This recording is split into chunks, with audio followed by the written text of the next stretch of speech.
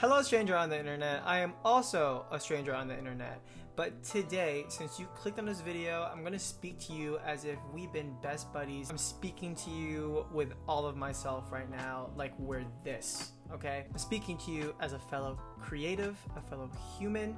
This video is a preventative reminder. It is a cautionary tale to not do what I almost did, what I almost considered. I can't believe I even considered this. And that is giving up my dreams. You don't know me, even though I just said I'm speaking to you like we're this, but dreaming is a huge aspect of my life. And it's not because I like sleeping, but it's because I believe in creativity. I believe in chasing something that isn't just mundane logistical life.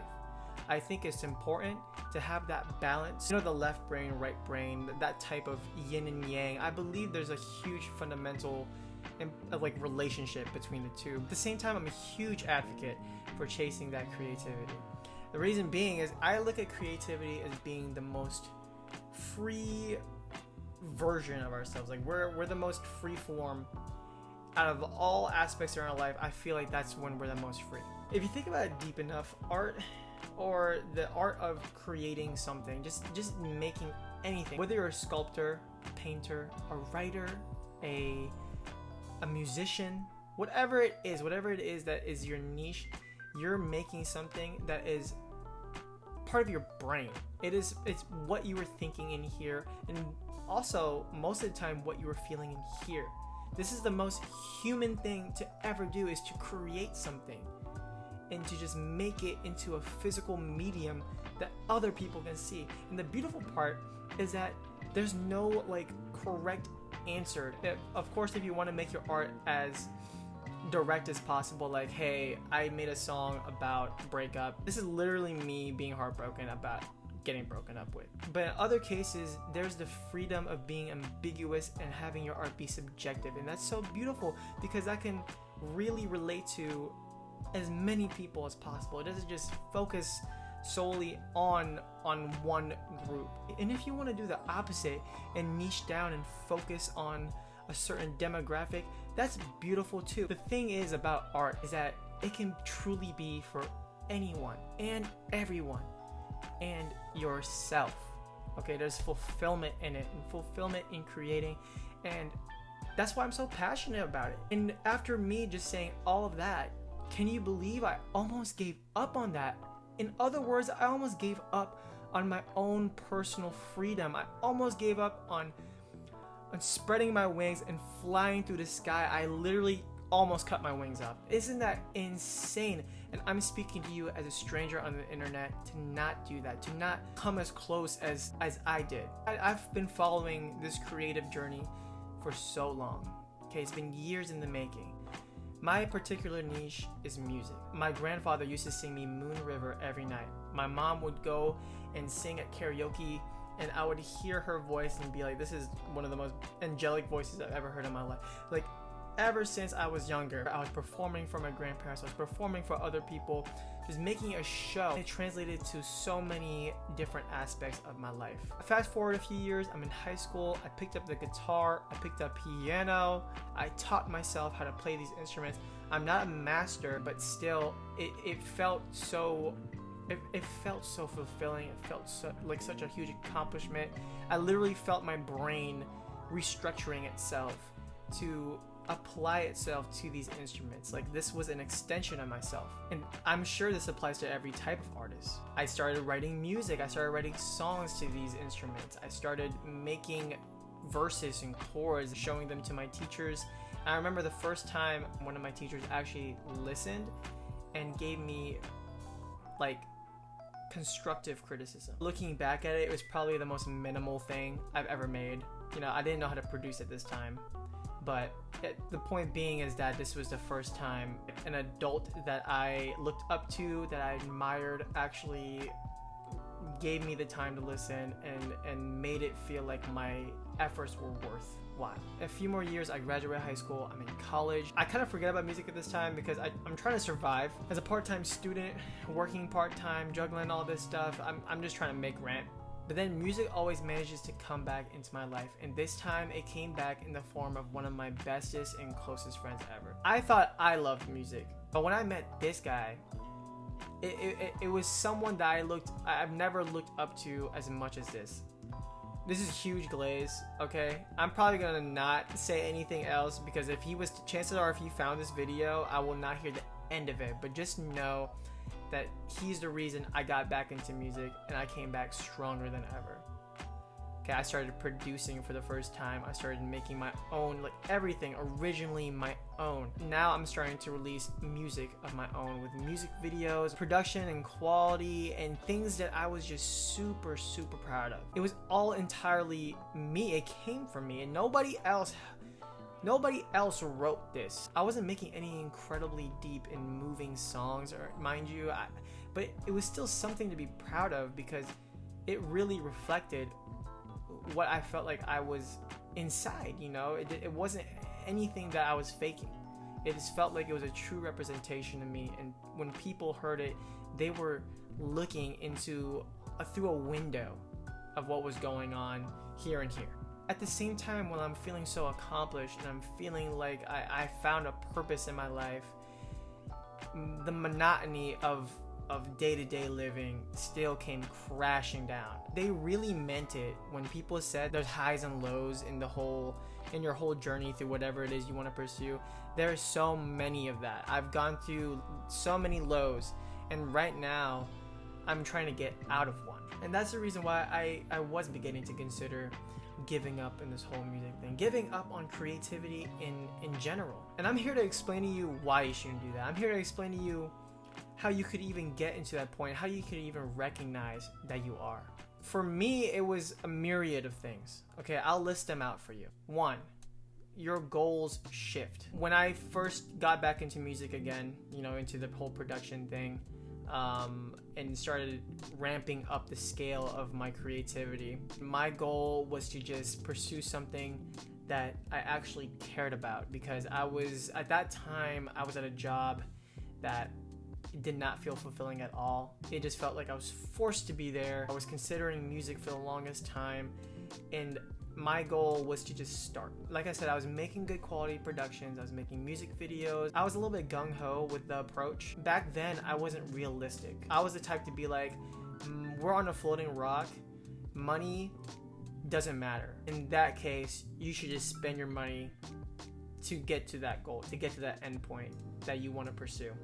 Spoiler alert, do not do that. Don't do that as well. I know I'm trying to tell you to not give up on your dream. You can pursue a dream and still live within your means. I wasn't doing that. I was paying so much money to ramp up the quality of what I was releasing, which is fine. I think focusing on quality is always going to beat the quantity of whatever it is that you're making, but there needs to be boundaries. You need to be a good steward of your money too. So as I was racking up debt, I started realizing I can't live like this for too long. Everything is starting to become way too expensive.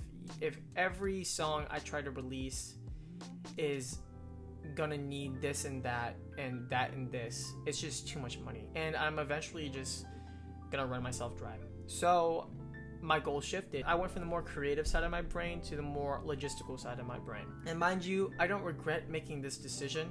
I don't regret focusing on my finances, understanding financial literacy, and just educating myself so much more. I feel like now I am as close to as an adult as I've ever been, and I'm really proud of that. I made a lot of good contributions to my debts. I'm paying them off. I'll eventually be debt free, hopefully, if everything goes well, early next year, and there's really no negative to that. I went from looking more creatively into my dream into looking too logistically. I went from being a creative, like someone who focuses on the art more than anything else, to like a financial analyst, which I will say again, I don't regret. But the bad part of it is that I was leaving behind the romanticism of things. I started to focus more on the numbers instead of the colors, right? I look at it like that, honestly. Like, you make a painting, obviously there's colors, you make a drawing. but you make like a script or a book or a song, an album, there's colors in it. It makes your life so much more colorful. And I wasn't looking at that, I was looking at the numbers now. I wasn't balancing. It's okay when you're goal shift and you need to set a set amount of time for this new goal. You cannot neglect this side of you. It still needs to be nurtured. Okay, you can focus on the numbers here, you can focus on the money here, but if you just forget this is your inner child. You're forgetting to take care of your inner child. Neglecting that, nothing good comes out of it. You're neglecting your younger self, your self that is so much more free and expressive than anything else. Okay, there's no restrictions on this side, but when you neglect it, you do restrict it. And that was what I was beginning to do as my goals shifted. All I'm saying is that there needs to be a balance between the two worlds. Put them together and it'll be such a powerful combination. So just do not forget to feed this inner child, even while you're focusing on the more bigger and prevalent things that are happening in your life, the adult side of your life per se. Focus on both. Do not neglect one for the other. Because friend, I'll tell you right now, that's what I was doing, and it did not feel good. Waking up one day, looking in the mirror, realizing how tired I was from working constantly and not having that part of my life nurtured. Next one, analysis paralysis. When you have an idea, write it down. You have a melody, record it. You have an idea for a book, idea for a YouTube video, write it down. Don't look at it too much. It's like when we take a picture of ourselves and we're like, oh, this is a fire picture. I'm gonna post this on Instagram. I don't care who freaking likes it. If there's like 10 likes, 100, I do not care. I'm gonna post it because I like it so much. The longer you hold on to it and the more you keep looking at it, you're gonna start literally like morphing your face to look horrendous. You're gonna start thinking too much about your picture. Like, the outfit makes no sense. Why am I posing like that? What am I doing with my hands? You start just thinking too much. I'm speaking from experience, okay? As someone who makes music, you know damn well I am over analyzing my stuff. How many times have I made a beat at night and then the next morning I look at it like it was a drunk mistake? Like, literally it sounds like some Dr. Seuss contraption with all the horns and the hooting and the hollering. But then I started realizing, like, anything has potential. Anything, even the most silliest stuff. If you have an idea, just put it down somewhere and then get back to it. And if you work on it for a little bit or work on it for a lot of bit, and then it sounds like something you don't want to work on anymore, don't scrap it completely. Like, just get back to it when your mind is in the right spot, when your creative juices are actually flowing again. Sometimes ideas need a break. You can only work on it for so long until the steam runs out. Don't think too much about what you're doing. There's been so many moments where I didn't give up on something and it turned out to be one of my favorite things. When you start looking at your ideas with commitment and just a sense of not taking yourself too seriously, you'll open the door for so many things that you can look back at and be happy that you kept working on it. Number 3, which is kind of in the same vein as analysis paralysis, but comparison. It is not a joke when they say comparison is the thief of all joy. For people that struggle with doing that, I gotta ask you, why do you keep doing it? Why?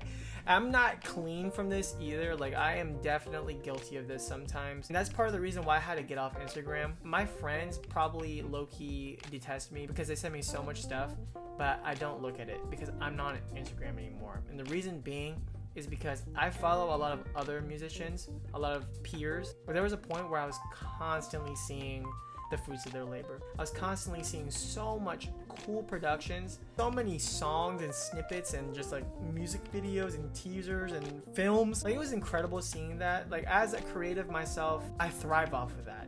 Like, I love seeing when other people can do what you want to do. I love it. But at the same time, there's the yin and yang working, right? It also is infuriating for me because I feel like I'm stuck in limbo. If I'm not at the same level where they're constantly doing things and I'm just sitting in my room day to day, just in the conception era of the process, it makes me feel like I'm so behind. And having that constantly is not good for your creative health. It really stunts your growth and stunts your ideas, honestly. For people that struggle with that, I empathize with you.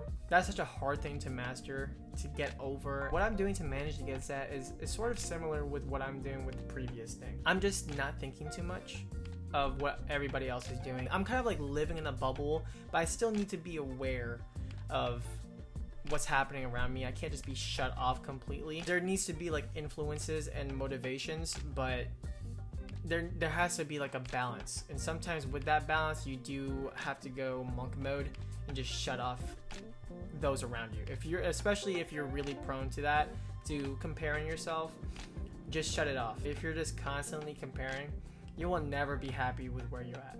You have to be content with the things that you want to release out to the world. You can always strive to be better. I think that's super important, but for now, try your best to be happy with what you're doing, be content, and express yourself truthfully and freely. Next one, a sedimentary lifestyle. I'm telling you, as your new internet friend, do not get used to this. For example, I started focusing on working more to pay down these debts and to get my finances right. Nothing wrong with that. As I said, I neglected the other part of me, the most free part of me. I got used to living this constant rotation of wake up early, go to work for the majority of the day, be tired after work so that you don't want to work on creative stuff, stay up too late, go to sleep late, then wake up early again, and you're tired again. You just get more and more tired, and then you start living for the weekends. On those days, you want to rest up as much as possible because the week drained you. Before you know it, that day off that you had is about to end. You didn't do anything for your day off because you wanted to rest and recharge, yada yada yada. I'm not saying that's you in particular, but friend, I'm telling you right now, that was me. I'm at this point where I just want to go straight home. Like, I don't even want to go to the gym. I don't want to do any extracurricular activities. I want to just go straight home, eat, and then relax. Like, I haven't produced in months because I've gotten so used to that routine of just being tired, getting home tired, and mentally preparing myself for the next day to be tired. And I'm telling you, that type of lifestyle, you could easily get used to it, no matter how much you detest it. Anyone can fall victim to this because you can easily make excuses for this lifestyle.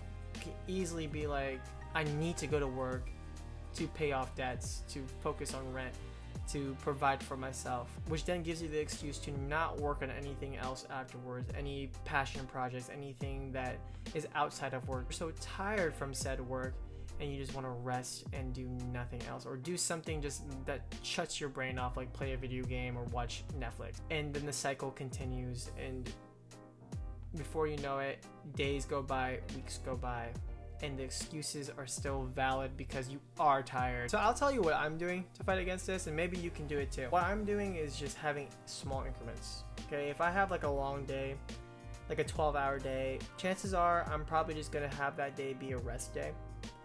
But if the next day is even slightly better, you know, I can't make the excuse 2 days in a row. Even if it's labor intensive, I'm going to work on something because I want to just compound my improvement on whatever that is, right? Like if I want to learn a new skill in producing or music wise, just work on it for 30 minutes. Get on whatever it is you're working on and commit for just a little bit, because 30 minutes a day could turn into an hour if you do it for 2 days straight. It turns into 2 hours if you do it for 4 days straight. And chances are, the more reps you do, the more you do it every day, you might not even want to do it for 30 minutes. You might want to do it for 45 minutes.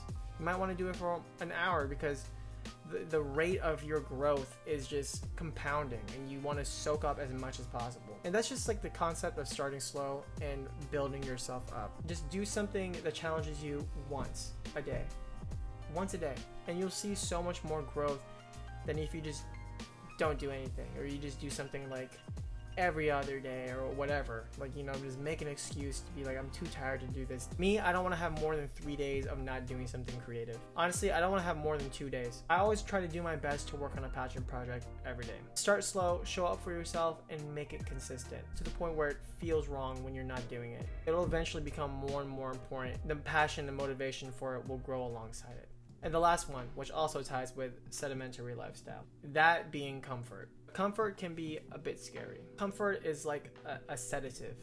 Okay, no matter how small the dose, it'll eventually get to you. It'll eventually slow you down and make you more sluggish. When comfort becomes too much of an aspect in your life, eventually, as the days stack and it compounds over time, you're like a far cry from what you used to be. And the best way to mitigate against that is to just challenge yourself as much as possible. Do something that scares you. Do something that you wouldn't have thought you would have done. It could be a small thing. It could really be a small thing. Like, for example, me is making this YouTube video. You know how many times I've tried making this particular YouTube video? It's been at least 3 to 4 times. Like, the first idea I had has morphed so many times that it's eventually gotten to this point. And I'm happy with that, because I think this is like the best thing that summarizes where I'm at right now, and like the most urgent message that I have to put out into the world. I'm not used to talking to myself in the camera. A few months ago, I wouldn't have thought of doing this. That was when I was living a sedimentary lifestyle, living in comfort every day, the comfort of routine, and I didn't want to do anything like this. But now that I'm in that mindset of trying to take back my creativity, I decided to do this because I felt like it would be the right step, the right direction into getting to where I wanted to be. The point is that I'm doing it, it's breaking me out of my comfort zone. And since it's something new, it's adding more color to my life.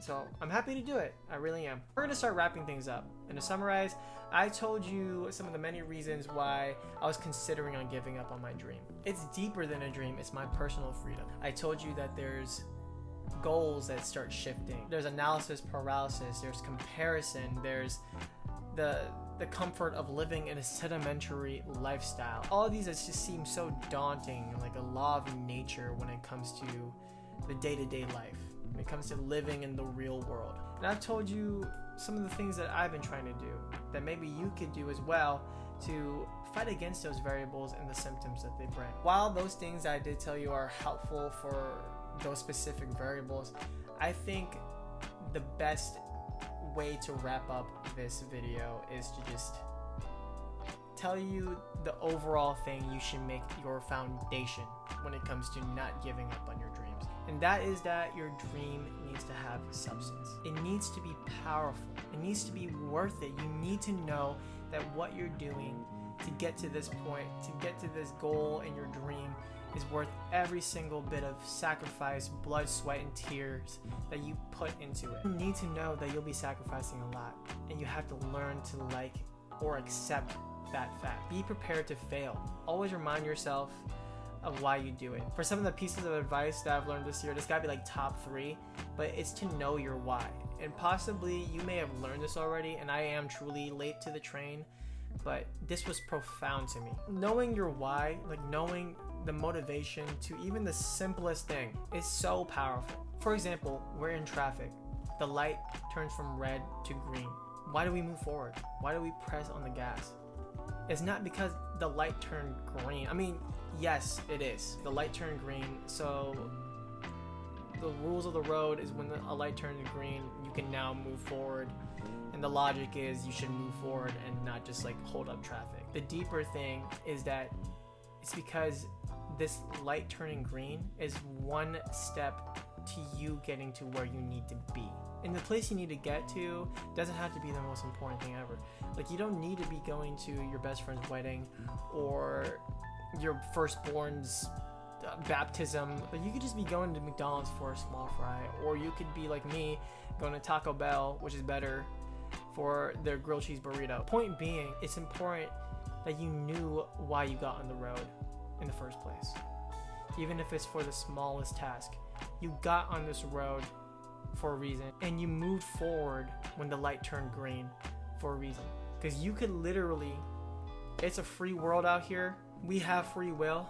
When a light turns green, we could be a troll and totally hold up traffic if we wanted to. If we were just like, I'm not gonna go.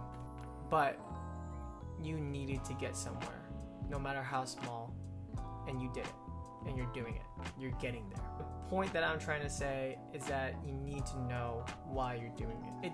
It doesn't matter what your dream is. Know why you're doing it and make it matter. Make it have substance. I could be like, I want to make music or YouTube videos because the money is there. And sure, there's money involved, but I know that it's a huge learning curve to get to that point.